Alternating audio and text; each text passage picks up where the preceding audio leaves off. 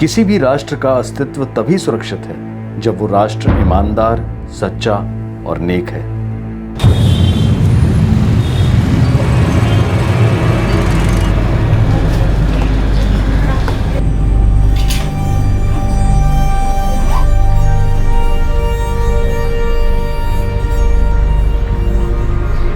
लाजवंती, लाजवंती, मैं निकल रहा हूँ। टिफिन लिया ना? ले लिया।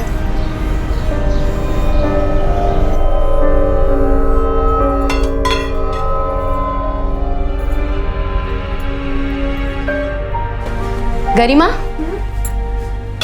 मैं भी निकल रही हूँ। हाँ माँ, तेरा टिफिन। ख्याल रखना। ठीक है, तो फिक्र मत कर।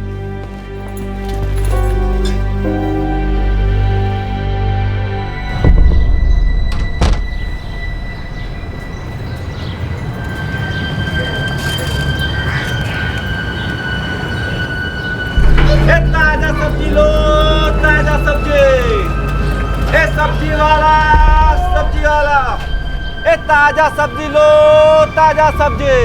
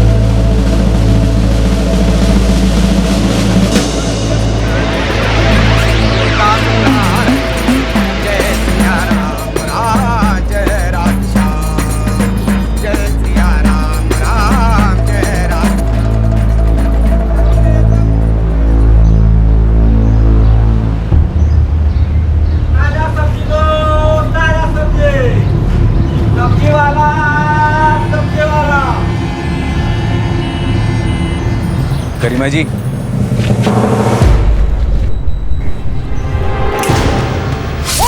रोक, रोक। गरिमा जी, अरे, अरे, संभल के, संभल के। अरे कोई रिक्शा बुलाओ जल्दी। हमने आपको पकड़ा, आप ऐसे चलने की कोशिश करो। कुचल दो, दबा दो, गला घोट दो विरोध करने वाली सारी आवाजों का, गलत और गैर कानूनी काम करने वालों के खिलाफ उठी आवाजों का, सिस्टम को चुनौती देने की हिम्मत करने वाली आवाजों का, freedom of speech, freedom of expression, अभिव्यक्ति की स्वतंत्रता का सबका गला घोट दो। गरिमा चौधरी कोई पहली व्यक्ति नहीं थी जिसकी आवाज को दबाने के लिए हमला किया गया हो, और ना ही ये कोई पहला हमला था उस पर। वो क्या था जिसके खिलाफ वो अपनी आवाज बुलंद कर रही थी? वो क्या था जिसके खिलाफ वो कमर कस के खड़ी हो रही थी?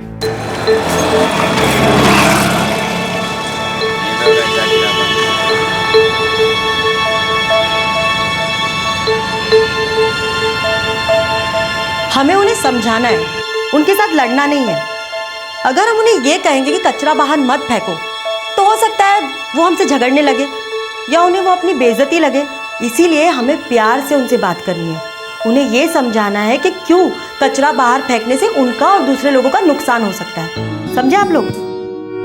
रूपा और हर्षा, तुम लोग वेस्ट कॉलोनीज को देखोगे, और स्मृति, नजमा, ईस्ट कॉलोनीज तुम्हें देखनी है। लाजवंती, ये कॉलोनी तुम्हें देखनी है। जी श्रद्धा जी। गरिमा, अच्छा लगता है तुम्हें ये काम करना? जी बहुत ma'am. Good. I am sure तुम अपनी माँ के साथ इस एरिया के सारे लोगों की मदद करने की कोशिश करोगी। जरूर मैम।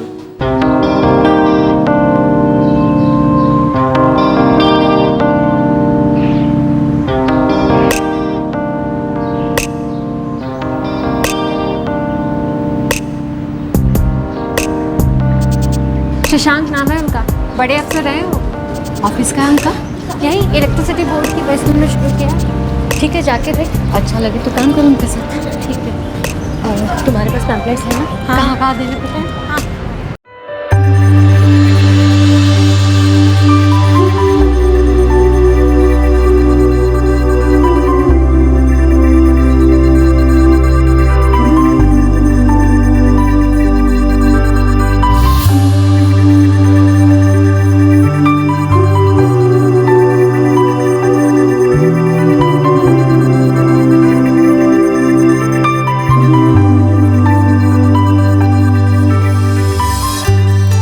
बात की तो है कुछ लोगों से, कुछ लोगों ने आने के लिए भी कहा है। अब देखते हैं कितने लोग आते हैं। That's good. अब कहीं से तो शुरुआत करनी है। जी, गरिमा चौधरी, 18 साल। पढ़ाई कहाँ तक की है? 8वीं तक की है, उसके बाद नहीं कर सकी, घर में पैसे की दिक्कत थी। घर में कौन कौन है और क्या करते हैं? बाबूजी हैं, कपड़े की छोटी सी फैक्ट्री में काम करते हैं। 2 बड़े भाई हैं, एक की मोबाइल रिपेयरिंग की दुकान है, दूसरा ड्राइवर है। एक छोटी बहन भी है और माँ लोकल NGO में काम करती है। वो तो इसीलिए आप यहाँ काम करना चाहती हैं? जी, मैंने माँ को काम करते देखा है, मुझे बहुत अच्छा लगता है। कई मुश्किलें आ सकती हैं और ज़्यादातर हालात मुश्किल ही होंगे। आपको पता है हमारे देश को बदलाव की सख्त ज़रूरत है, और जब भी हम किसी चीज़ में बदलाव लाने की कोशिश करते हैं ना, ये सबसे मुश्किल काम है। जाहिर सी बात है, जब हम अपनी आवाज़ उठाएंगे, अपना किसी बात के लिए विरोध दर्ज कराएंगे, तो 100 दुश्मन भी बनेंगे। हमारी उठती हुई आवाज़ को खामोश करने की कोशिश करें। लेकिन सर, अगर आवाज़ उठाएंगे ही नहीं तो बदलाव कैसे आएगा? आवाज़ उठा कर देखते हैं।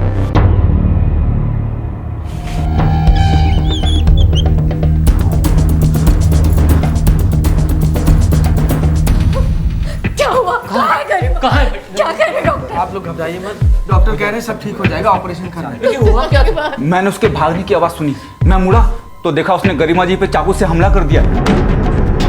ओए, रोक, रोक! जब तक हम लोग हॉस्पिटल तक लेके आए उसको, तो काफी खून बह चुका था।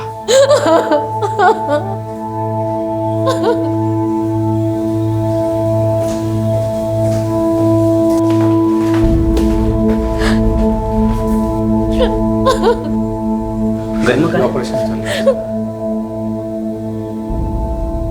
घर के बाहर ही हुआ है, ऐसा बता रहे ये लोग।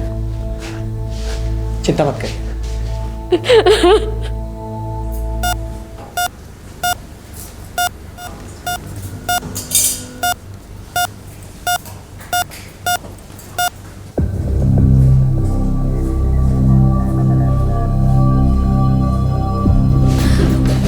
बहुत खून बह गया है, क्रिटिकल है। गला बहुत बुरी तरह से काटा गया। मैं मिल सकती हूँ उससे? जी अभी नहीं।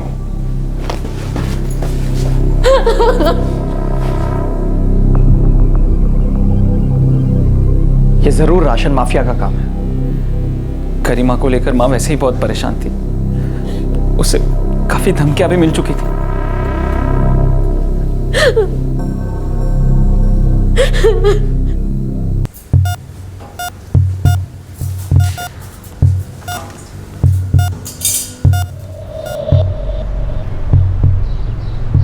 अब स्टॉक नहीं है तो मैं क्या करूं भाई?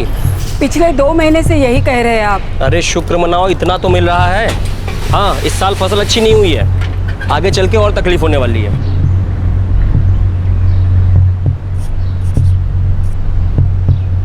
आप आ गया?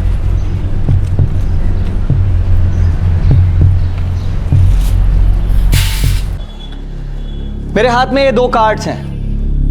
ये पीला कार्ड है BPL कार्ड और ये लाल AAY कार्ड। इस पीले BPL कार्ड का मतलब होता है बिलो पॉवर्टी लाइन कार्ड, गरीबी रेखा से नीचे वाले लोगों के लिए, और AAY मतलब अंत्योदय अन्न योजना कार्ड, सबसे ज्यादा गरीब लोगों के लिए। इन सभी योजनाओं के हिसाब से इन दोनों कार्ड के धारकों को कम से कम दर पर अनाज मिलना चाहिए, लेकिन ऐसा होता नहीं। इन कार्ड्स के लोगों को मिलने और उसके बाद उन तक अनाज पहुंचने की इस पूरी प्रक्रिया में बहुत से घोटाले, गड़बड़ियां और धांधलियां होती हैं। अब हम सबका काम यहां पर शुरू होता है। हम सबको मिलकर इस जगह पे अपना ध्यान केंद्रित करना है। तो क्या हम सब तैयार हैं?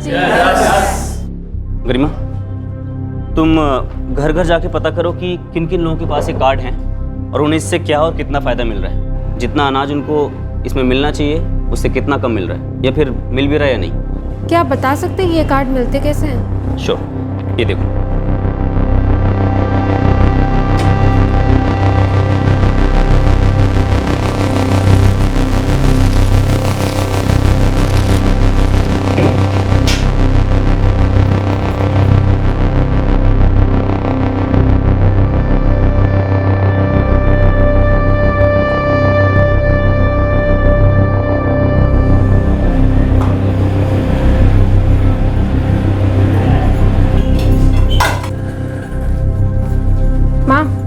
मैं 10 मिनट में निकल रही हूँ। ठीक है। सुन, लड़ना नहीं।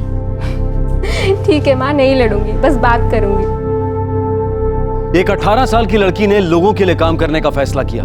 उसके अंदर ऐसा क्या था जो उसे ऐसे मुद्दों के लिए काम करने के लिए प्रेरित कर रहा था? क्यों गरिमा ने लोगों के हक के लिए लड़ने का फैसला किया?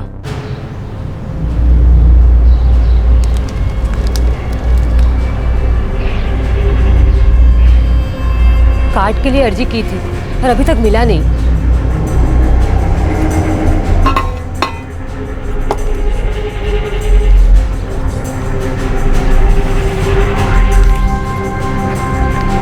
ये देखिए, ये रही रसीद। 6 महीने हो गए पर अभी तक बीपीएल कार्ड नहीं मिला। ठीक है, मैं पता करती हूँ। आपको 8 महीने हो गए अर्जी डाले?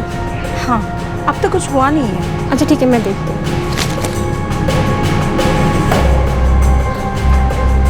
1 साल? हाँ, साल भर हो गया, फार्म भरे हुए। अच्छा ठीक है, मैं पता करती हूँ। हमारा काम अनाज बेचने का है। किसे कार्ड मिला किसे नहीं मिला ये हमें कैसे पता चलेगा? राशन ऑफिस में तो अक्सर आपका आना जाना होता है ना? वहाँ हम अपना स्टॉक लेने के लिए जाते हैं, लोगों का कार्ड चेक करने के लिए नहीं। और वैसे तुम कौन हो जो इतना सवाल जवाब कर रही हो? कोई सरकारी अफसर हो? इनमें से बहुत से लोग ऐसे हैं जिन्हें 6-6 महीने हो गए हैं अर्जी डाले हुए, लेकिन इन्हें अभी तक इनके कार्ड्स नहीं मिले। कुछ लोगों को तो साल भर हो गया है। सब घोटालेबाजी है। हम लोगों को पीडीएस ऑफिस से पता करना होगा। वो क्या होता है? Public distribution system.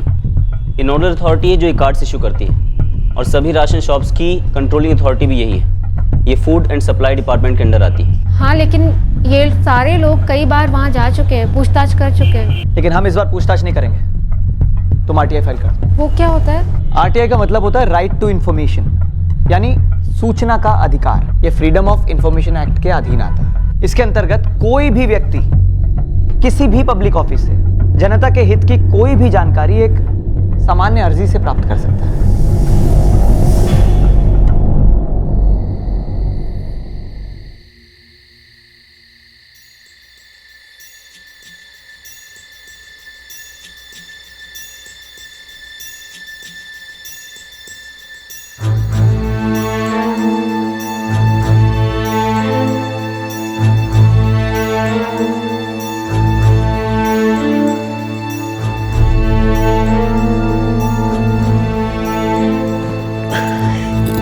इतनी रात तक क्या कर रही है? आरटीआई डाल रही हूँ माँ, सूचना के अधिकार की अर्जी।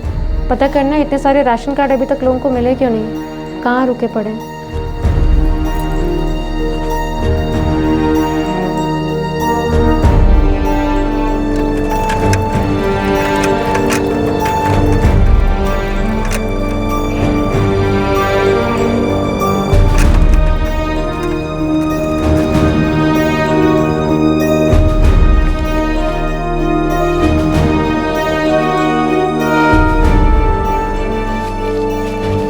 ये तो कई सारे हैं। इनमें से किसी को भी इनके राशन कार्ड नहीं मिले हैं सर।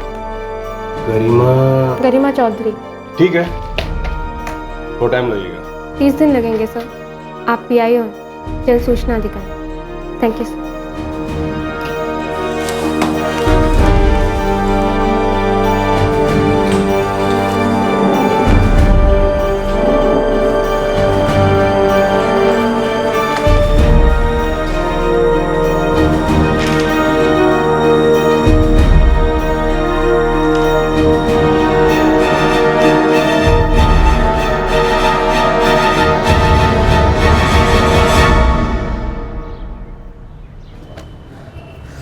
यहाँ इन लोगों के साइन और अंगूठे के निशान हैं जो ये बताते हैं कि इनको इनके कार्ड्स इशू किए जा चुके हैं और उन्हें उन कार्ड्स पे राशन भी मिल रहा है।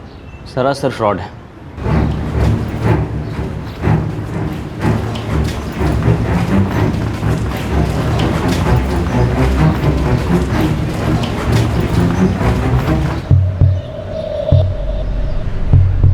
रसीद का मतलब है लोग राशन ले चुके हैं। बेवकूफ़ समझ रखा है पचौरिया जी।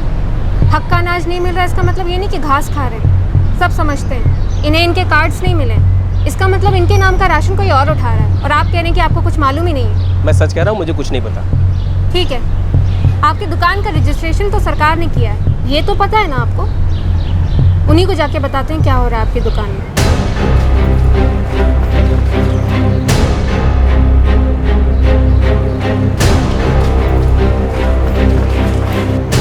यहाँ भी वही धांधलीबाजी चल रही है जो पचौरिया के दुकान में हो रही है। इसके बारे में मैं कुछ नहीं जानता। कुछ नहीं जानते तो आपकी भी शिकायत दर्ज करा देते हैं।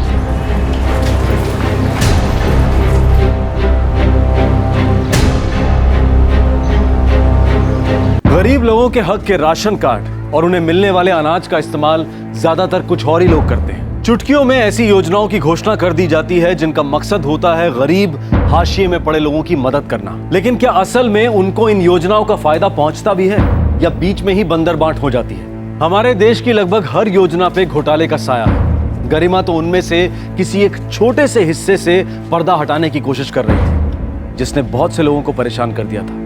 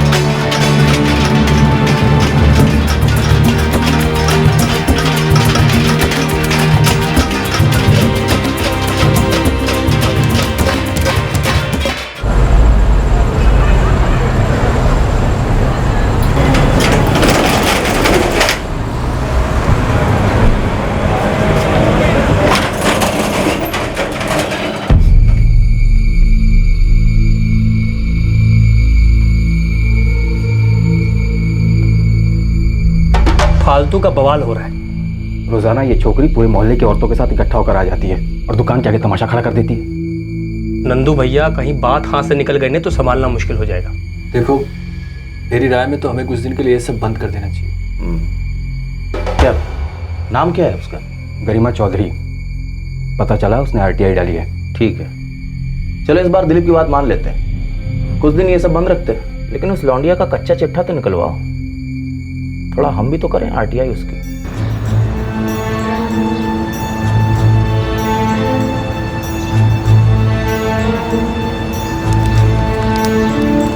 ये चावल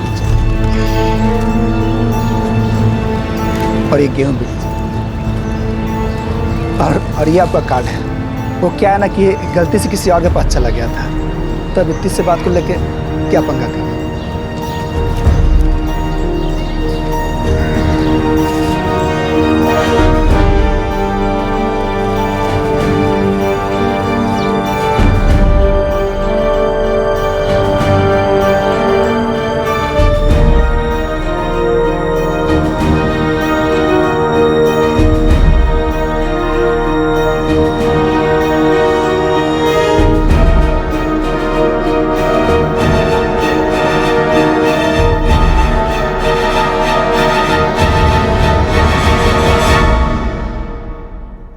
अम्मा, कम से कम 200 लोगों को उनके कार्ड मिल चुके हैं।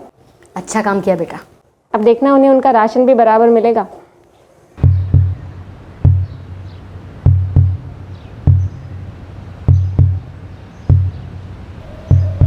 अब क्या माथाफोड़ी करने आई हो? सबको कार्ड मिल तो गया? लोगों को कार्ड मिल गया, लेकिन राशन किसी को नहीं मिल रहा है। 1 महीने का 35 किलो राशन, 10 किलो चावल और 25 किलो गेहूं। तो क्या करें अब? स्टॉक की कमी है। रघु भाई से पूछ लो, उनके पास भी स्टॉक नहीं है। और हमको स्टॉक देना फूड एंड सप्लाई डिपार्टमेंट का काम है, इसमें हम कुछ नहीं कर सकते। हाँ तो लिखिए ना ये बात अपने बोर्ड पर। आप लिखिए कि फला फला सामान का स्टॉक नहीं है आपकी दुकान में, लेकिन आपके बोर्ड पर तो ऐसा कुछ भी नहीं लिखा गया कि कितना सामान आया और कितना लोगों में बांटा गया। दिखाइए रजिस्टर। दिखाइए वो कंप्लेंट जो आपने फूड एंड सप्लाई डिपार्टमेंट को की है कि ये स्टॉक नहीं है आपके दुकान में। देखो लड़की, तुम हद से आगे जा रही हो। हमें तुम्हें कुछ भी दिखाने की जरूरत नहीं है और हमें अपना काम ठीक से आता है। सालों से चला रहे हैं दुकान, ज्यादा उड़ मत। भली भली कह रहा हूँ, समझ जा। ठीक है, समझ गए।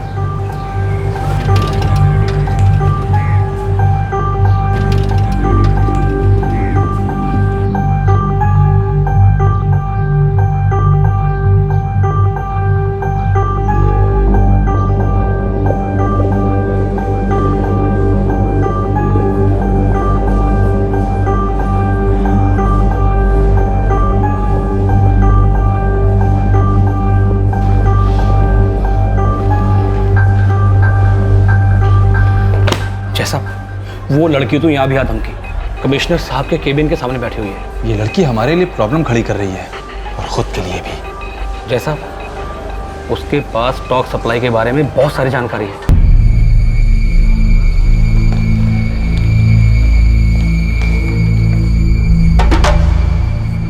आपको अंदर बुलाया मैडम।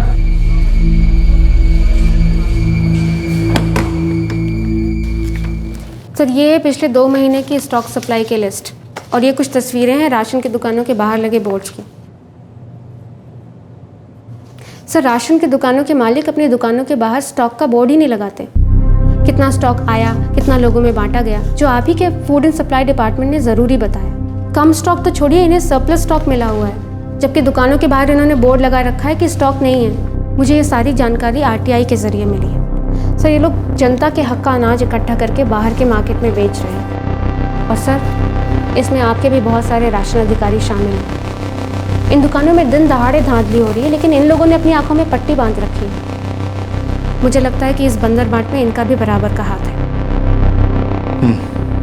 ठीक है, मैं देखता हूँ। सर, ये समय सख्त एक्शन लेने का है। तुम्हारी उम्र क्या है? जी 20 साल, लेकिन इससे इसका क्या लेना देना है? यहाँ पे कुछ चीज़ें हैं जो बराबर नहीं है, ये साफ साफ दिखाई दे रहा है और आपको इसके लिए जल्दी से जल्दी कदम उठाने होंगे।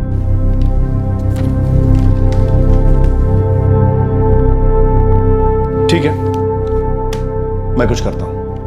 Thank you sir. वेलकम। गरिमा चौधरी, यही नाम है ना तुम्हारा? जी। मैं इस मामले को देखूंगा, लेकिन तुम्हारे लिए एक एडवाइस है गरिमा, जरा संभल के, बी केयरफुल। रहूंगी सर, लेकिन उतना ही जितना ज़रूरी है। बहुत केयरफुल होते होते ही हम शायद केयरलेस हो गए, और इस देश में बहुत सी चीज़ें भी। Thank you sir.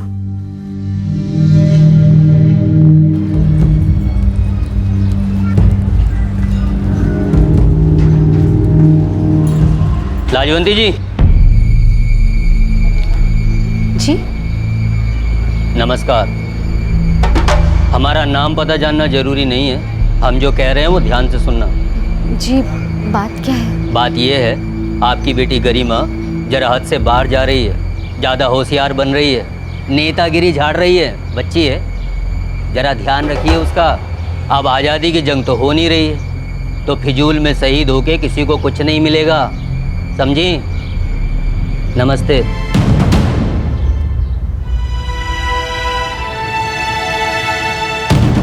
देख बेटा, माना तू जो कर रही है अच्छा काम है, पर वो लोग बहुत ताकतवर है, माफिया है। बेटा, लोगों की मदद करना अलग बात है और इन लोगों से टक्कर लेना अलग बात है। माँ, हमारा देश आज़ाद है, हमारा लोकतंत्र है, जनता के लिए सरकार है। तुम्हें मालूम है ना ये सब? तुम सही कह रही हो बेटा। बाबा, ये लोग बहुत घटिया लोग हैं। मैं भी यही कह रही हूँ, बहुत खतरनाक लोग हैं ये। उनके खिलाफ आवाज उठाने वालों को रास्ते से हटाने के लिए कुछ भी कर सकते हैं, किसी को भी पैसे देकर काम करवा सकते हैं। बाबा, कुछ दिन पहले अखबार में पढ़ा है, बिहार का एक आदमी था जो रोड माफिया से पंगा लिया था। सत्येंद्र दुबे नाम था उनका। शशांक जी से सुना मैंने, बहुत महान इंसान थे। तू बहुत नेक काम कर रही है बेटा। अगर कोई बच्चा गलत काम करता है तो माँ बाप का फर्ज होता है उसे रोके। अगर वही बच्चा सही काम कर रहा है तो उसे कैसे रोके? और ये सब तुम्ही से सीखा है माँ, तुम ही मेरी हीरो हो। डर लगता है।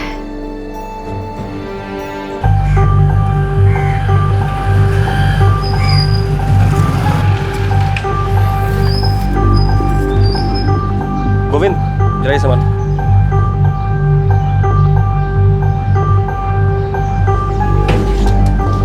पचूरिया, बात बहुत ऊपर तक पहुंच गई है। ये सब उस लड़के का किया धरा है। और बड़े साहब ने सख्त हिदायत दी है कि अगर किसी भी राशन की दुकान में कोई गड़बड़, कोई कंप्लेंट होती है तो उसका लाइसेंस रद्द, साथ साथ हमारी भी लग जाएगी। तो क्या, बोर्ड लगाओ, स्टॉक दिखाओ, साहब कभी भी चेकिंग के लिए आ सकते हैं। मतलब इतने सालों से जो मलाई बट रही थी अब बंद। पचूरिया, ये ऑर्डर सिर्फ तुम्हारे लिए नहीं है, सभी राशन की दुकानों के लिए है। और वैसे तुम क्यों खिसिया रहे हो? तुम कब से हमारी कृपा से दूध दही में नहाते आ रहे हो, थोड़े दिन बिना नहाए मलाई नहीं बांट सकते?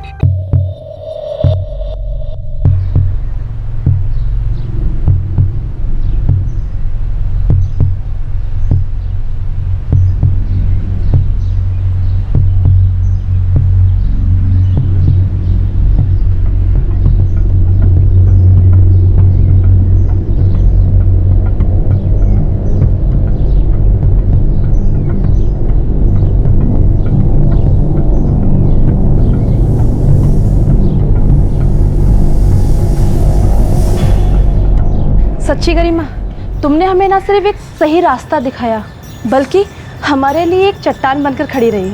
तुम्ही ने हमें सिखाया कि हम हक के लिए लड़ सकते हैं।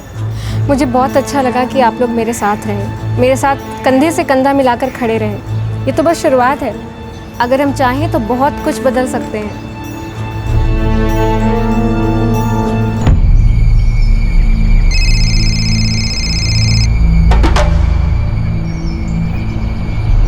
अब क्या मुझे ऐसे मामलों में पड़ना होगा? साहब, अब पानी नाक के ऊपर आ रहा है। अगर हमने अभी इसे न रोका तो इसका हौसला आसमान पकड़ लेगा। हमें इसके पर अभी काटने होंगे। देख नंदू, ऐसे पिद्दी मामलों को लेके मेरा भेजा मत खा। तू अच्छी तरह से जानता है कि उड़ते हुए को धूल कैसे चटानी है। अब उसकी आवाज़ कैसे बंद करनी है ये भी मैं तुझे सिखाऊं?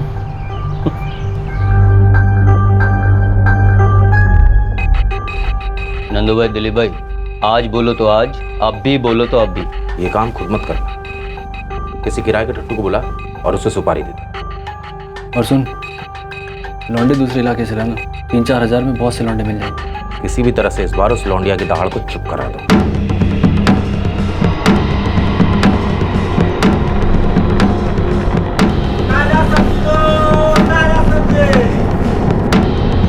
गरिमा जी,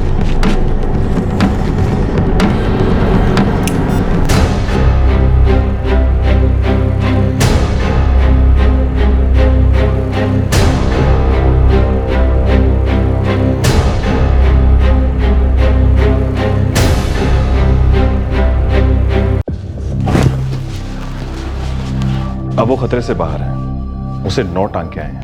डॉक्टर साहब, क्या अब हम लोग उससे मिल सकते हैं? बस थोड़ी देर में हम उसे वार्ड में शिफ्ट करने वाले हैं।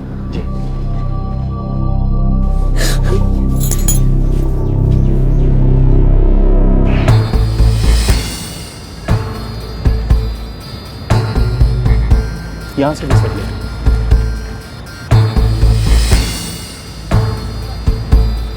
ये डब्बा वगैरह सब फॉरेंसिक डिपार्टमेंट में है।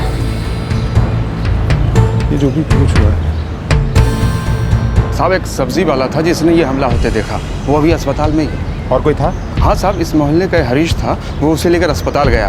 अब पता नहीं उसने ये देखा था या नहीं।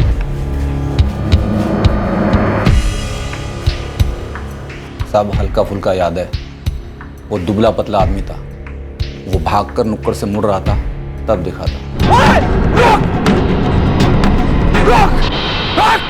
मैं कुछ नहीं देख पाया साहब। मैं तो सुभाष की चीख सुन के घर से बाहर आया भाग के। मैं गरिमा के घर के पास ही रहता हूँ साहब।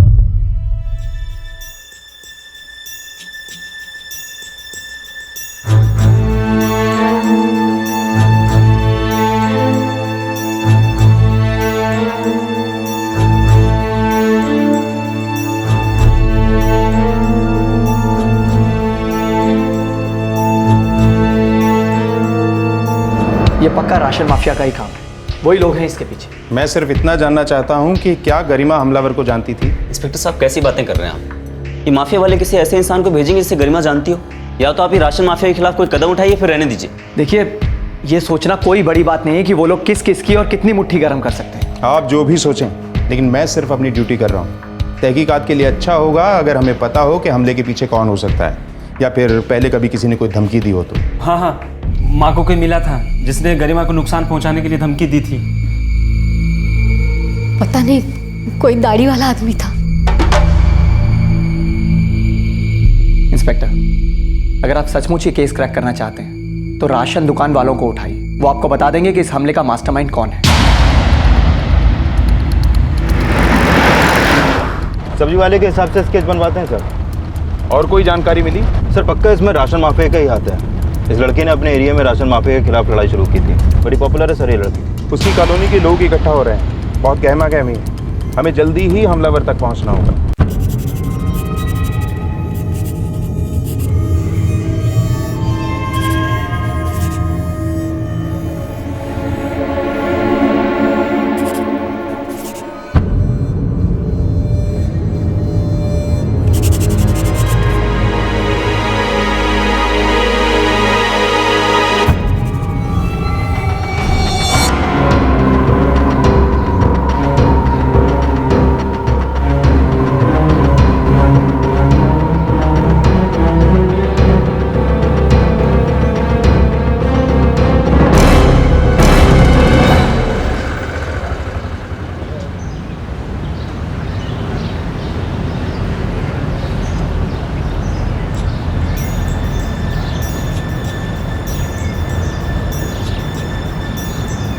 तेरी ये लड़ाई हम बेकार नहीं जाने देंगे गरिमा।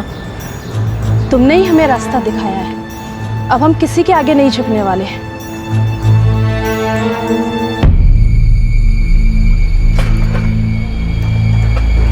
भैया जी, जब से लड़की के ऊपर हमला हुआ है तब से कुछ ज्यादा ही फेमस हो गई, पूरा हीरोइन हो गई है। नहीं ज्यादा उछल मत, चुपचाप अपना काम कर चल।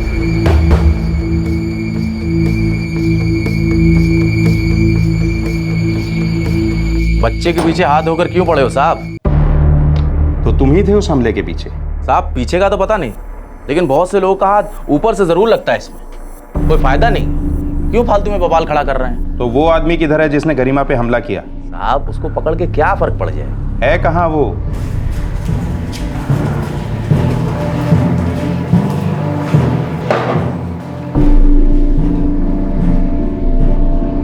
मुझे किसी ने कोई पैसा नहीं दिया साहब, मुझे नहीं पता आप क्या बात कर रहे हो साहब। तो तुमने गरिमा चौधरी पे हमला क्यों किया?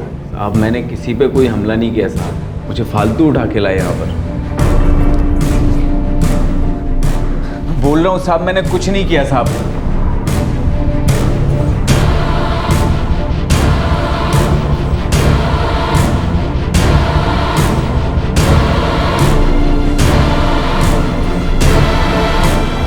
हाँ साहब, यही बंदा था।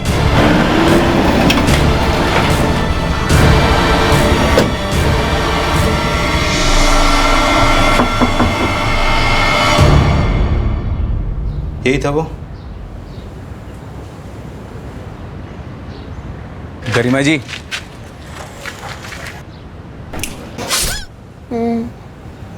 यही था। Thank you. गरिमा ने भी उसे पहचान लिया सर, पर वो अब भी अपने बयान पे टिका है। खिला दिया होगा उसको, मुंह मत खोलना। चार्जशीट फाइल करो, देखते हैं। 4 महीने बाद अटैकर को बेल पर छोड़ दिया गया। मामला अभी भी पेंडिंग है। गरिमा चौधरी को 1 महीने तक बोलने की मनाही थी। उसके घाव भरने के लिए वक्त चाहिए था। जैसे ही गरिमा की आवाज लौटी, गरिमा का लोगों के हक में आवाज उठाने का फैसला और पुख्ता हो गया। बाबा, मैं चलती हूँ। अच्छा, कहाँ जा रही है तू? काम पे माँ। तू अभी तक ठीक भी नहीं हुई है, तेरी आवाज भी ठीक से नहीं लौटी अभी तक। माँ जो शुरू किया है उसे बीच में कैसे छोड़ दूँ? अभी तो बदलाव शुरू हुआ है। बदलाव तो आते जाते रहता है, तू अपनी जिंदगी क्यों खतरे में डाल रही है? देख बेटा, जान है तो जहान है। माँ, किसी न किसी को तो खतरे का सामना करना पड़ेगा ना, कोई तो करेगा। मैं नहीं जानती हूँ। लाजवंती, जाने दो इसे। इसका इरादा पक्का है, इसके जज्बे को कमजोर मत बनाओ।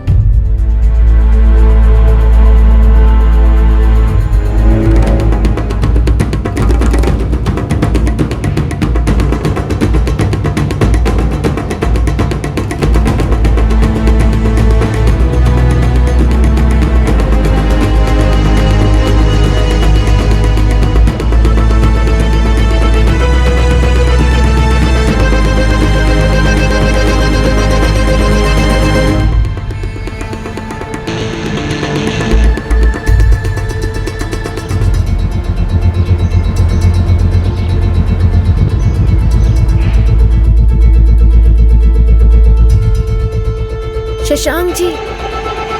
गरिमा, बहुत अच्छा लग रहा है तुम्हें वापस देख के। आप लोगों ने तो सोचा भी नहीं होगा कि मैं वापस आऊंगी। बिल्कुल नहीं। इनफैक्ट तुमने तो अभी सिर्फ जंग का बिगुल बजाया, बहुत सारा काम करना बाकी है। बिल्कुल, और बहुत उज्जवल भविष्य है तुम्हारा। आओ बेटा, कम से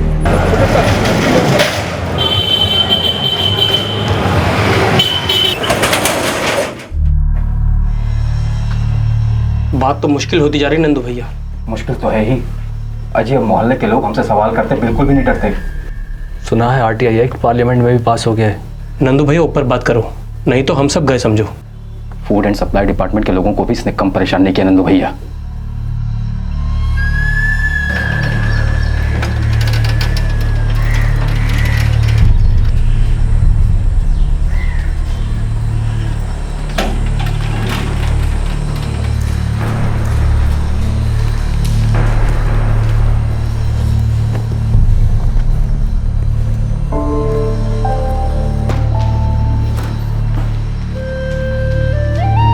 मैडम साहब से बात नहीं हो पा रही और ऑफिस पता नहीं वो कब तक आएंगे। ठीक है, हम लोग इंतजार करेंगे।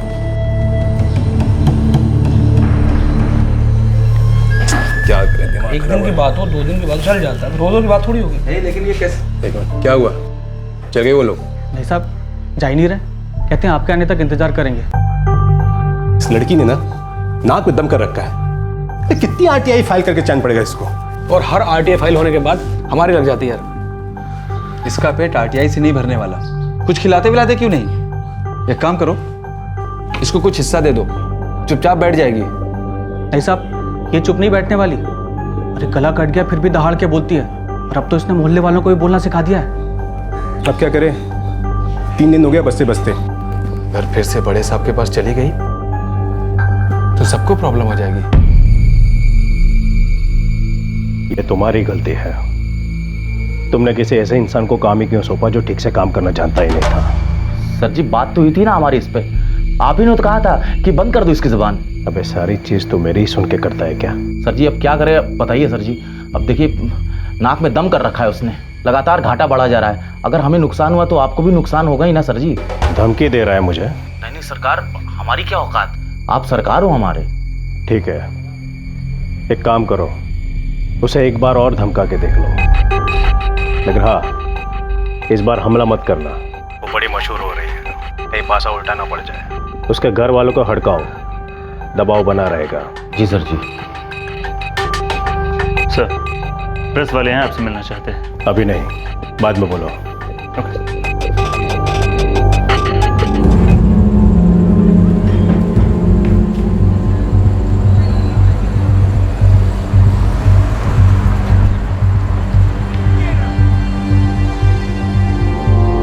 घर में जाकर बांटने होंगे, ठीक है? और लोगों को समझाना होगा कि क्यों ज़रूरत है इसकी। 1-1 घंटा अपने दिन में से निकालिए और लोगों को जाके पढ़ाइए। गरिमा चल घर पे।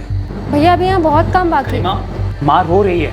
लेकिन हुआ क्या है, बात क्या है? अजय जी, गरिमा को लेकर माँ बहुत परेशान है। हम इसे अब यहाँ और काम नहीं करने दे सकते। लेकिन हुआ क्या है ये तो बताओ। वही तो पता नहीं। माँ है कि लगातार रोए जा रही है। माँ चाहती है कि गरिमा अभी के अभी घर आ जाए बस। गरिमा घर जाओ और देखो माँ को क्या हुआ। भैया बताओ तो सही, बात क्या है? माँ ही बताएगी तुझे।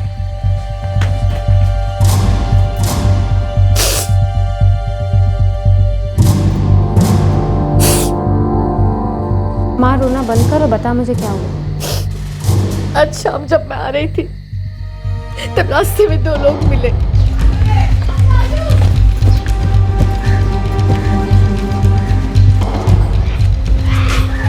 जी? गला काट दिया, बच गई। लेकिन गलत फहमी में मत रहिएगा कि आगे कुछ नहीं होगा। कौन है आप लोग? यही तो दिक्कत है, हम कौन है उससे क्या फर्क पड़ता है? तुम्हारी लौंडिया दिन भर भटकती फिरती है, कभी सोचा है कि उसके साथ क्या क्या हो सकता है? उसके भेजे में एक बात घुस क्यों नहीं रही है कि वो चुपचाप अपने काम से काम रखे? ये क्रांति वांति सब फालतू की बातें है। कभी कुछ फेंक दिया ना तो सब खत्म हो जाएगा। क्रांति की शांति हो जाएगी। आखिरी बार समझा रहे हैं, प्यार से समझा दीजिएगा। चलते हैं।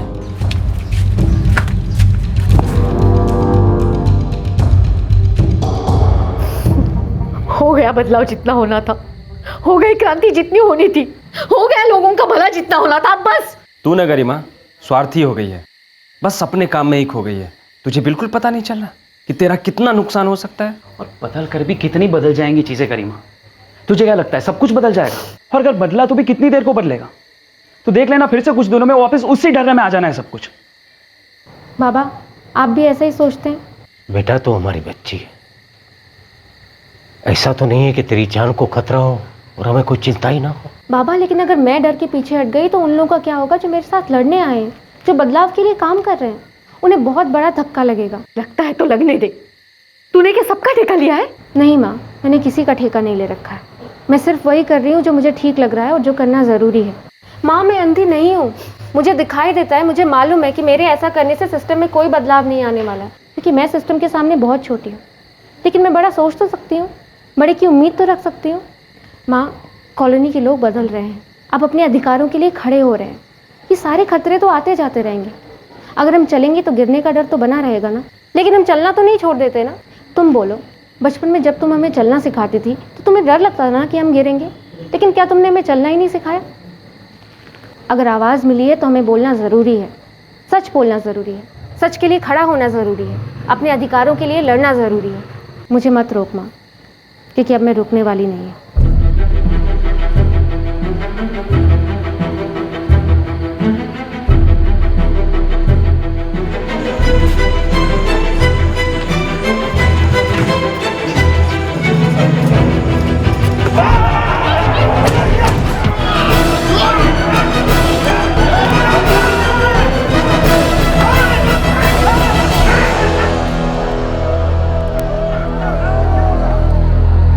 इस लड़की को धमकाया गया, उस पर हमला किया गया, उसे पीटा गया, लेकिन इसने हार नहीं मानी।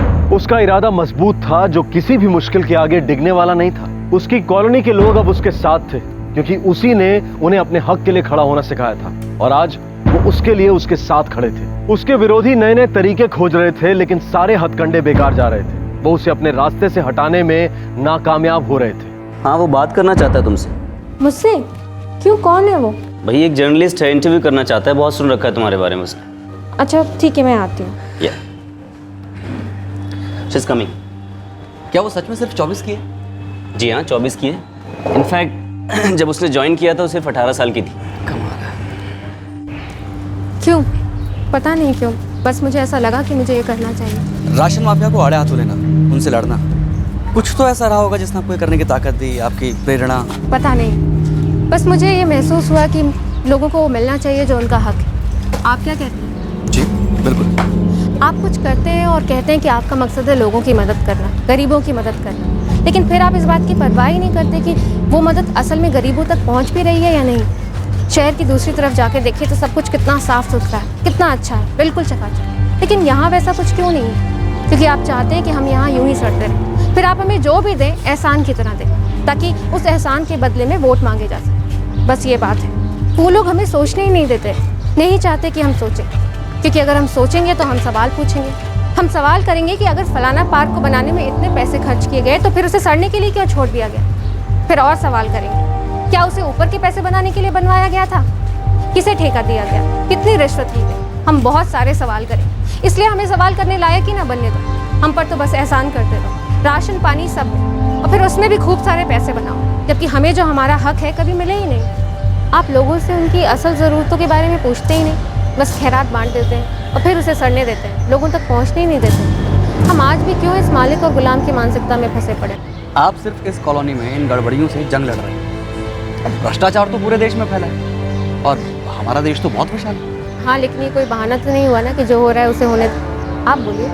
नहीं बिल्कुल नहीं, आप ठीक कह रही हैं, लेकिन हम चाहें जितना भी नापसंद करें तो वो तो वैसे ही रहे। तो फिर हमें अपनी गलत सोच बदलनी होगी। हम क्यों हमेशा अच्छाई और बुराई की लड़ाई के किस्से दोहराते रहते हैं? क्यों बताते हैं कि जीत हमेशा अच्छाई की होती है, जबकि हकीकत में तो हम ये मान चुके हैं कि बुराई में कोई बुराई नहीं है और ये ज़िंदगी का एक हिस्सा है। और अगर ऐसा है तो इसके बारे में हम स्कूल में क्यों नहीं पढ़ाते? अगर हम बचपन में अच्छाई का पाठ पढ़ेंगे और बड़े होकर के समाज का कोई और ही रूप देखेंगे तो क्या हम हैरान और मायूस नहीं होंगे? हमें बच्चों को हमारे वर्तमान के बारे में बताना होगा, उन्हें बुराई के खिलाफ लड़ने और भ्रष्टाचार के मोह से खुद को बचाने के बारे में सिखाना होगा, उन्हें सोचना सिखाना होगा, ताकि वो आंख बंद करके किसी घिसे पिटे ढर्रे पे ना चलते रहे। राशन माफिया के खिलाफ शुरू हुई आपकी लड़ाई, अब आपके इलाके के बच्चों को अच्छी एजुकेशन दिलाने तक पहुंच गई।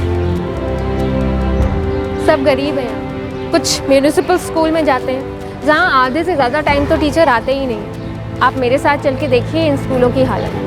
हम क्यों बच्चों की इस बुनियादी ज़रूरत को भी पूरा नहीं कर पाते हैं। प्राइवेट स्कूलों में 25% सीटें इकोनॉमिक वीकर सेक्शन के लिए रिजर्व है, लेकिन असल में इस बात का कितना पालन होता है ये देखने वाला कोई नहीं है। कोई नहीं है ये देखने वाला कि इन बच्चों को ये सुविधाएं मिल भी रही हैं या नहीं। इसीलिए मैंने बीड़ा उठाया कि कम से कम अपने कॉलोनी के बच्चों को तो उनका वाजिब हक मैं दिला सकूँ। सच तो ये है कि गरीबों को उठने का, कुछ करने का मौका ही नहीं मिलता। सिस्टम नहीं चाहता कि ये लोग आगे बढ़े, क्योंकि ये इनके लिए बैंक है, 5 साल का फिक्स डिपॉजिट, जिसका इंटरेस्ट एक नेता हर 5 साल के बाद लेता है वोट के रूप में, और फिर इन्हें गरीब रहने के लिए छोड़ देता है, झुंझुना पकड़ा देता है। पहले साड़ी, साबुन, साइकिल, कुकर देते थे, आजकल मोबाइल, टैब्स, कंप्यूटर और कुछ सोना दे देते हैं। किसी ना किसी को तो बदलाव के लिए आवाज़ उठानी होगी। जितने लोग आएंगे उतना अच्छा है। मुझे पूरा भरोसा है कि बदलाव ज़रूर आएगा, परिवर्तन ज़रूर होगा। तो क्या आप इलेक्शन में खड़ी होने वाली हैं?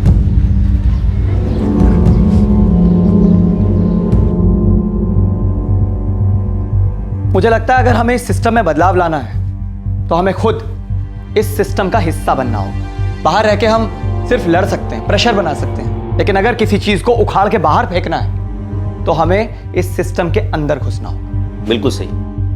हम लोग लड़ तो रहे हैं, लेकिन सच्चाई ये है कि हम एक बहुत ही बेईमान सिस्टम से ईमानदारी की उम्मीद लगा के बैठे हुए हैं। तो इसका मतलब है कि हमें सिस्टम के अंदर घुसना होगा, उनसे फैसले करवाने या फिर उनके गलत फैसलों को बदलने के लिए उनसे लड़ने के बजाय हमें खुद फैसले करने का हिस्सा बनना होगा। बिल्कुल, एग्जैक्टली। इसीलिए हम लोग अगला चुनाव लड़ेंगे।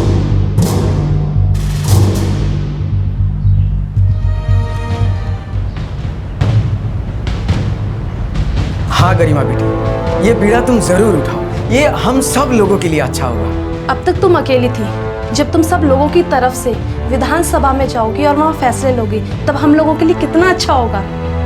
बेटा, मेरा आशीर्वाद हमेशा तुम्हारे साथ है। मैंने ना बोला तो खड़ी नहीं होगी क्या?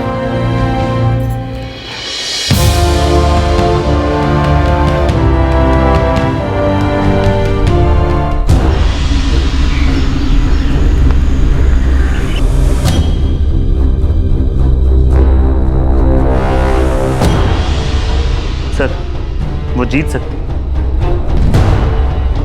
सॉरी, वो ही जीती।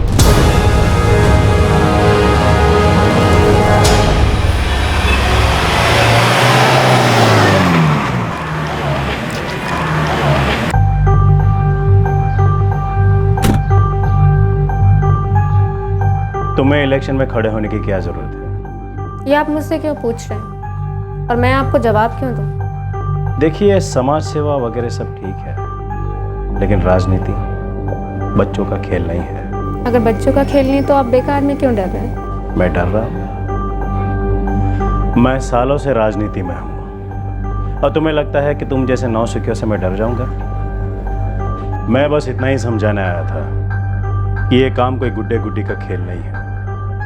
तुम्हारे लिए यही बेहतर होगा कि तुम अपने कदम पीछे ले लो।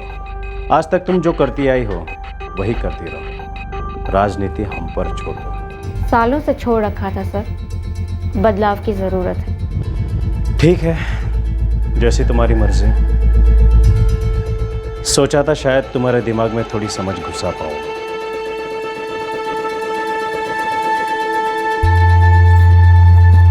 गरिमा, ऐसे कैसे बात की तूने इनसे? वहाँ बात तो वो करने आए थे, मैंने तो सिर्फ सुना और जवाब दिया।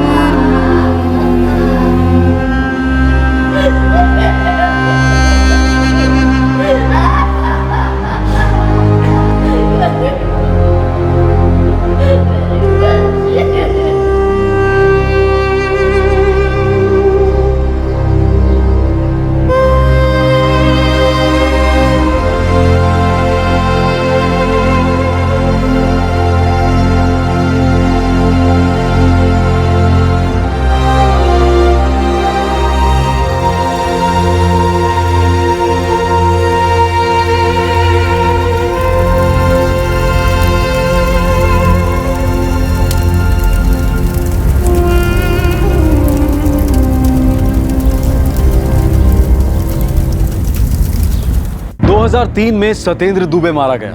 केस में पाया गया कि उसे छोटे मोटे चोर उचक्कों ने लूट के इरादे से मारा था। गरिमा 2013 में एक दुर्घटना में मारी गई। कहा गया कि ये एक हिट एंड रन एक्सीडेंट का मामला है।